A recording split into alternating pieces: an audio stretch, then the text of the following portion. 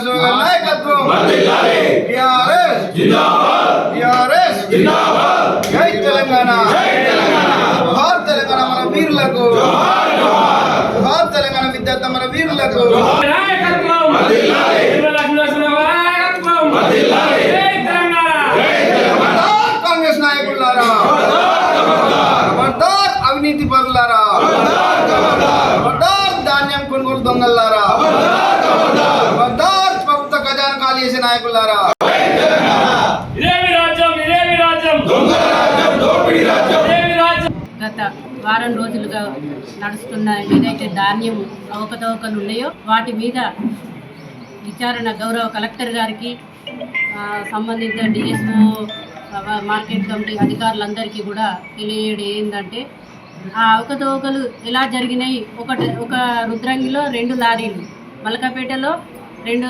కొలనూరు సెంటర్లో 2 లారీలు అని తెలుస్తున్నది మాకు. కానీ దాని వెనుకాల ఎన్ని లారీల కుంభకోణం జరిగిందో, కోట్లాది కుంభకోణం జరిగిందో గౌరవ కలెక్టర్ గారికి తెలియజేయడం ఏంటంటే వాటిని అన్నిటినీ వెరిఫికేషన్ చేసి అపరెల్ పార్కు గోదాములో, గవర్నమెంట్ గోదాములు ఏదైతే ఉన్నాయో అందులో ఎంత ధాన్యం దించిర్రు, ఏ ట్రక్ సీటు రివర్సు పోయిన ధాన్యము, ట్రక్ సీట్లో పోయిన ధాన్యాన్ని మళ్ళీ రివర్స్ ఎన్ని ట్రక్ సీట్లు ఇచ్చిర్రు.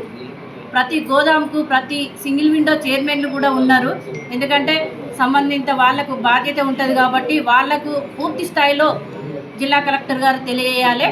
సంబంధిత అధికారులను కూడా గట్టిగా చర్య తీసుకొని మక్కల కొనుగోలు కేంద్రము రాజన్న సిరిసిల్ల జిల్లా ప్రాంతంలో ఒక రుద్రంగిలో ఇవ్వాల్సిన పని ఏముంది. డిఎంఎస్ దాని ద్వారా మీరు కొనుగోలు చేయాలని మా సంబంధిత తనకు సంబంధించిన అనుచరుడు కాబట్టే వాటిని రుద్రంగిలో ఏర్పాటు చేసుకోవడం జరిగిందని మేము ఈ ప్రెస్ మీట్ ద్వారా తెలియజేస్తున్నాము. ఇక్కడ వేములవాడలో కూడా నియోజకవర్గ హెడ్ క్వార్టర్లో కూడా మార్కెట్ కమిటీ ఉంది. దాని ద్వారా కూడా కొనొచ్చు కదా. జిల్లా అంతటా రాజన్న సిరిసిల్ల జిల్లా అంతటా ఒక రుద్రంగిలో ఇవ్వవలసిన కారణం ఏముంది అని మేము ఈ ప్రెస్ మీట్ ద్వారా అడగడం జరుగుతుంది. కాకపోతే ఆందోళన ప్రతి సెంటర్లో కూడా రైతులకు ఏ ట్రక్ సీటు వాళ్ళకు సంబంధించిన ట్రక్ సీటు కూడా వాళ్ళకి అప్పచెప్పాలి. ఎందుకంటే చైర్మన్ల బాధ్యత ఉంటుంది కాబట్టి ఆ చైర్మన్లు కూడా ఇబ్బంది పడుతుర్రు. మాకు వచ్చిన ప్రకారం అయితే కాంగ్రెస్ నాయకులు ట్రక్ సీట్లు ఇవ్వడం జరిగింది అని అంటారు. మిగతా సెంటర్లలో కూడా, మిగతా ఫ్యాక్టరీ సెంటర్లలో కూడా ఆ ట్రక్ సీట్లు ఇవ్వాలి. పూర్తి స్థాయిలో దాన్ని వెరిఫికేషన్ చేయాలి ఎందుకంటే కలెక్టర్ గారిదే బాధ్యత కాబట్టి, సీఎం గారు చెప్పిండు కాబట్టి కలెక్టర్ గారిదే సంబంధిత బాధ్యత అంతా అని జిల్లా కలెక్టర్ది అని చెప్పడం జరిగింది. కాబట్టి కలెక్టర్ వెంటనే బాధ్యత తీసుకొని వెంటనే రైతుల ఖాతాల్లో డబ్బులు పడాలి. ఎంత కుంభకోణం జరిగిందా అని మాకు కూడా తెలియజేయాలి. ఎందుకంటే మీడియా ద్వారా మేము కూడా అడగడం జరుగుతుంది కాబట్టి మా నాయకులు కూడా చెప్పడం జరిగింది. ఇదంతా ఒక రాజన్న సిరిసిల్ల జిల్లా జరుగుతుందా, రాష్ట్రంలో జరుగుతుందా, ఒక వేములవాడ నియోజకవర్గంలో జరుగుతుందా, ఏదైనా కూడా అధికారుల బాధ్యత. అధికారులు సంబంధిత అధికారుల అండలేంది వాళ్ళు కూడా ఏం చేయలేరు కాబట్టి ప్రభుత్వంలో ఉన్నాము మేము ఏం చేసినా నడుస్తుంది అని అనుకుంటున్నారు. కానీ అది నడవనీయకుండా మా బీఆర్ఎస్ నాయకులందరూ కూడా ఎప్పటికప్పుడు ఎక్కడికక్కడ ఎండగట్టుకుంటూ దీని మీద బాగా ఎందుకంటే మాకు 2-3 రోజులలో కూడా అది నిర్ధారణ కాకపోతే మా రాస్తారోక ధర్నాలు, రైతులు అందరూ పెద్ద ఎత్తున కూడా ఇది ఆందోళన జరుగుతుందని తెలియజేస్తున్నాము. ఎందుకంటే ఇప్పుడు ప్రభుత్వ విప్పుగా వేములవాడ ప్రజలు ఎన్నుకోబడిన గౌరవ ఎమ్మెల్యే ఉన్నారు కాబట్టి ఆ ఎమ్మెల్యే గారి బాధ్యత ప్రభుత్వ విప్పుగా ఉన్నారు. సీఎం గారు దగ్గర అని అంటారు కాబట్టి ఆ సీఎం గారి ద్వారా మీరు ఎంత కుంభకోణం జరిగిందో కలెక్టర్ గారికి విన్నవించి కలెక్టర్ గారి ద్వారా మీరు అన్ని పేపర్ ద్వారా మాకు తెలియజేయాలి, పత్రికా ముఖంగా మాకు తెలియజేయాలని మేము కోరుకుంటున్నాము. ఒక బీసీ బిడ్డ ఎదగడము ఓర్వలేకపోతుర్రు, ఇవన్నీ అబండాలు వేస్తుర్రు అని అంటుర్రు. కానీ ఎవరైనా కూడా ప్రజల చేత ఎన్నుకోబడిందా గౌరవించాలి, గౌరవంగా చూడాలి. మీకు ప్రభుత్వ విప్ వచ్చింది, దాన్ని కూడా స్వాగతిస్తాము. మేము సంతోషము మా వేములవాడ ఎమ్మెల్యేకి వచ్చిందని అంటే మళ్ళీ మంత్రి పదవి కూడా తెచ్చుకుంటే కూడా మేము రాజన్న దయ వలన మంత్రి పదవి తెచ్చుకుంటే కూడా మా వేములవాడ నియోజకవర్గ ప్రజలందరూ కూడా బాగుపడతారు. ఎందుకంటే మంత్రి పదవి వస్తే నియోజకవర్గం కూడా బాగుపడుతుంది, ప్రజలకు అన్ని సేవలు అందుబాటులో ఉంటాయి. మీరు ఇచ్చిన హామీలు రైతులకు ఇయ్యకపోగా రైతుల ధాన్యాన్ని ఇట్లా మోసం చేయడం కూడా సరికాదు. ఎందుకంటే దాన్ని రివర్స్ తీసుకొని వెరిఫికేషన్ చేసి కలెక్టర్ ద్వారా మాకు ఒక పత్రికా ముఖంగా కూడా మాకు తెలియజేయాలని మేము కోరుకుంటూ మా పార్టీ తరఫున ఇవాళ ప్రెస్ మీట్ పెట్టడం జరిగింది. మా పార్టీ నాయకులందరికీ, ఇక్కడికి వచ్చిన మీడియా మిత్రులందరికీ కూడా నా హృదయపూర్వక ధన్యవాదాలు తెలియజేసుకుంటూ జై తెలంగాణ. బీఆర్ఎస్ పార్టీ ఆధ్వర్యంలో నిర్వహిస్తున్న ఈ మీడియా సమావేశానికి విచ్చేసిన గౌరవనీయులు పెద్దలు మాజీ జిల్లా పరిషత్ అధ్యక్షురాలు నేలకొండ అరుణ రామారెడ్డి గారికి, అదేవిధంగా నాతో పాటు పాల్గొంటున్న మిగతా అందరూ సీనియర్ కార్యకర్తలకు, ముఖ్య నాయకులకు, పెద్దలందరూ కూడా పేరు పేరున హృదయపూర్వక నమస్కారాలు. అదేవిధంగా ఈ సమావేశంలో పాల్గొంటున్న మీడియా మిత్రులందరూ కూడా హృదయపూర్వక నమస్కారాలు. గత వారం రోజుల నుంచి రాజన్న సిరిసిల్ల జిల్లాలో రాష్ట్రంలో ఎక్కడ లేని విధంగా మరి ధాన్యం అవకతవకల మీద పెద్ద ఎత్తున ఆరోపణలు వస్తున్నాయి. మరి దాని మీద కూడా అరెస్టులు చేయడము, ఇది రోజు పరిపాటిగా వారం రోజుల నుంచి మనం చూస్తూ ఉన్నాం. అయితే మేము ప్రతిపక్ష పార్టీకి చెందిన సింగిల్ విండో చైర్మన్గా, ఇక్కడ కొల్నూరు సింగిల్ విండో చైర్మన్గా నేను, తర్వాత ఇక్కడ చందుర్తి, అదేవిధంగా సంగుల సింగిల్ విండో చైర్మన్, మిగతా అందరం మేము బీఆర్ఎస్ పార్టీ వారమైనా ఇప్పటి వరకు కూడా దీని మీద మాట్లాడలేదు. ఎందుకంటే మేము బాధ్యతాయుతంగా గత 7 సంవత్సరాలుగా ఈ సింగిల్ విండో అధ్యక్ష పదవిలో ఉన్నాం కాబట్టి అందులో ఏం జరుగుతుంది, ఏం వ్యవహారం జరుగుతుంది పూర్తి వివరాలు మాకు తెలుసు కాబట్టి మేము ఏదైనా మాట్లాడితే దానికి ఒక ఆధారం ఉండాలి, ఆధారం లేకుండా మాట్లాడడం పద్ధతి కాదని చెప్పి ఒక సభ్యత సంస్కారంతో ఆలోచించి మేము ఓపికతో సంయమనంతో ఇన్ని రోజులు వెయిట్ చేసాం. అయితే గత వారం 10 రోజుల నుంచిగా ఇది పరిపాటిగా జరిగింది. అయితే మా దగ్గర కొన్ని ఉదాహరణలని మీ దృష్టికి తీసుకొస్తున్నా.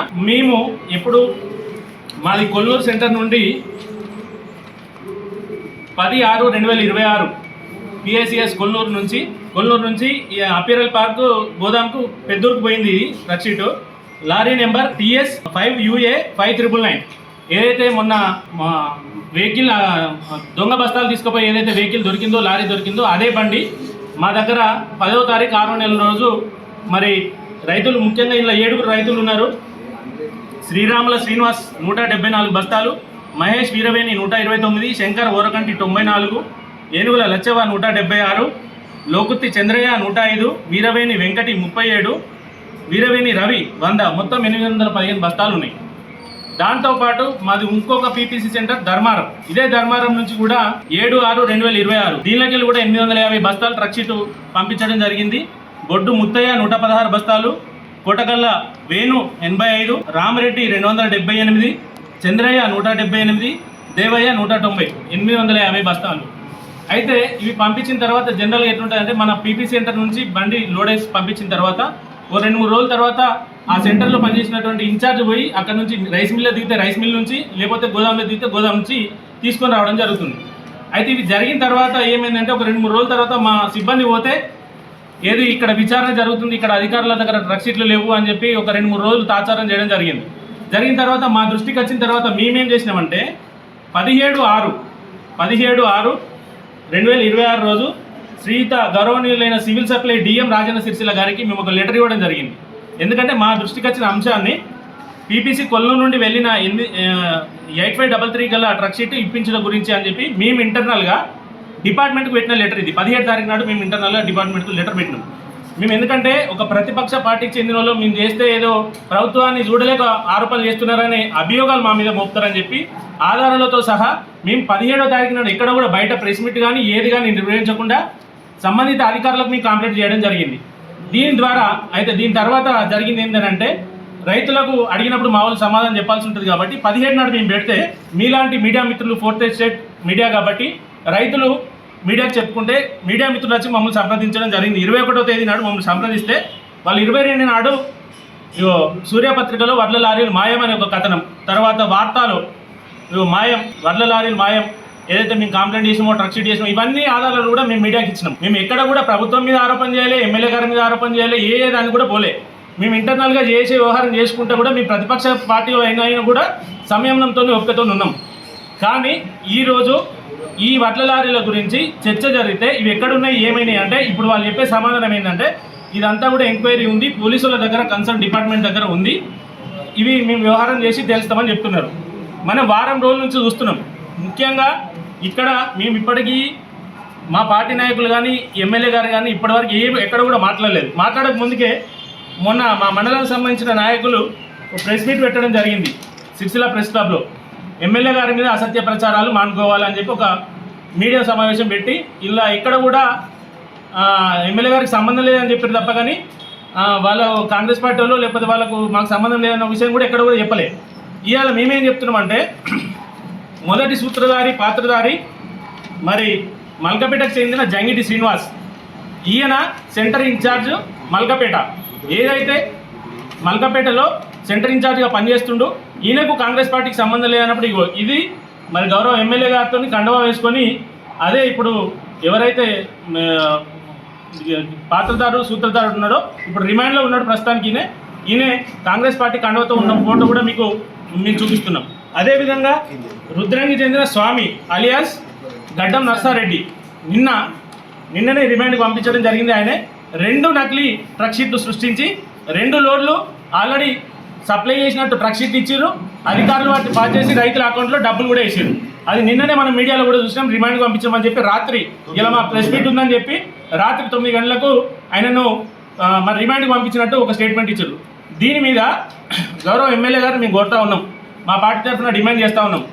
మేము ఎక్కడ కూడా రాజకీయాలకు అతీతంగా రైతులకు న్యాయం చేయాలి, రైతులు లాభం జరగాలి, ఎవరున్నా రైతు శ్రేయస్సు కావాలని చెప్పి మేము ఓపికతో సంయమనంతో ఉంటే ఇవాళ మా మీదనే ఉల్టా ఆరోపణలు చేసుకుంటూ ఇవి మీ సూత్రధారులు మీ పాత్రధారులు చేసింది ఇది కేవలం నామమాత్రమే. ఇంకా ఇందులో చాలా పెద్ద ఎత్తున అవినీతి జరిగిందని మాకు సమాచారం ఉంది. ఏదో ఇక్కడ కాంట్రాక్ట్ ఎంప్లాయీలు మీద చర్య తీసుకొని తూతు మంత్రంగా దులుతామంటే కుదరదు. ఇది జిల్లా అధికారుల కన్సల్లోనే జరిగింది. లారీలు అక్కడ దిగకుండా రైస్ మిల్లులకు వెళ్ళి మాయం చేసి ట్రక్ షీట్లు అన్ని బోగస్ ట్రక్ షీట్లు సృష్టించి పెద్ద ఎత్తున కుంభకోణం జరిగిందనే ఆరోపణలు. కాబట్టి మీరు పెద్ద మనసుతోని మీ నాయకులకు విజ్ఞత లేకుండా మీరు గొప్ప మనసుతోని రైతులకు న్యాయం జరగాలంటే ఇప్పుడు గత 4-5 రోజుల నుంచి కూడా జిల్లా వ్యాప్తంగా ఆన్లైన్ పోర్టల్ మొత్తం బంద్ చేసారు. ఎక్కడ కూడా రైతులకు డబ్బులు అకౌంట్లలో పడతలేవు. ఇప్పుడు రైతులందరూ ఆందోళన చేసి మా పిఎస్సిఎస్ల దగ్గర ఐకేపీల దగ్గర మా రైతులు డబ్బులు పడతలేవని వాళ్ళ ఆందోళన ఉన్నారు. దీనికి అన్నిటికీ న్యాయం జరగాలంటే నిష్పక్షపాతంగా ఎంక్వైరీ జరగాలంటే పెద్ద మనసు చాటుకొని విప్పు గారు ఖచ్చితంగా దీని మీద సమగ్ర విచారణ కోరాలని కోరుతా ఉన్నాం. ఎందుకంటే మేము ఇప్పటివరకు ఆరోపణ చేయకుండా ఇవన్నీ ప్రూఫ్లతో సహా ఉన్నాయి. కాబట్టి మీరు మంచి నాయకుడని మీ నాయకులు చెప్తున్నారు, మీరు మంచి నాయకుడని మేము కూడా అనుకుంటున్నాం. మరి మీరు మంచి నాయకుడు నిజంగానే అందితే వీటన్నిటి మీద కూడా సమగ్ర ఎంక్వైరీకి మీరే ఆదేశించాలి, మొత్తం కుంభకోణాన్ని కూడా బయటపెట్టాలని మేము మా పార్టీ తరఫున డిమాండ్ చేస్తూ ఉన్నాం. అదేవిధంగా ఇప్పుడు ఏవైతే ఆపిర్రో రైతులకు జిల్లా వ్యాప్తంగా ఆన్లైన్ చేయని పేమెంట్లను వెంటనే చేయాలి. మీరు ముఖ్యమంత్రి గారికి దగ్గర సన్నిహితులు అని చెప్తారు, మరి మీకు మంచి పలుకుబడి ఉందంటారు ప్రభుత్వం దగ్గర. ఇవన్నీ కూడా నిజమని ప్రజలు నమ్మాలంటే మీరు రాబోయే 4-5 రోజులలో జిల్లా వ్యాప్తంగా నిజంగా రైతులు ఎవరైతే పంపించారో వాళ్ళందరికీ కూడా అకౌంట్లలో డబ్బులు పడాలని డిమాండ్ చేస్తూ ఉన్నాం. అదేవిధంగా ఇప్పుడు ఏదైతే ఈ ట్రక్ షీట్లు పెండింగ్లో ఉన్నాయో అవిటి మీద పూర్తి విచారణ జరపాలి. అక్కడ ఉన్నతాధికారులు ఎవరున్నా కూడా వారిని ఖచ్చితంగా సస్పెండ్ చేయాల్సిందే, దాని మీద సమగ్ర విచారణ జరపాల్సిందే అని చెప్పి డిమాండ్ చేస్తూ ఉన్నాం. ఆ ట్రక్ షీట్ కూడా వెంటనే మా సెంటర్లో పంపించి మా రైతుల అకౌంట్లలో ధాన్యం డబ్బులను మాత్రం పడితేనే మేము నిజంగా ముఖ్యమంత్రి దగ్గర పరపతి ఉన్నట్టని మేము అందరం మా నియోజకవర్గ ప్రజలు భావిస్తారని కూడా తెలియజేస్తూ ఉన్నాం.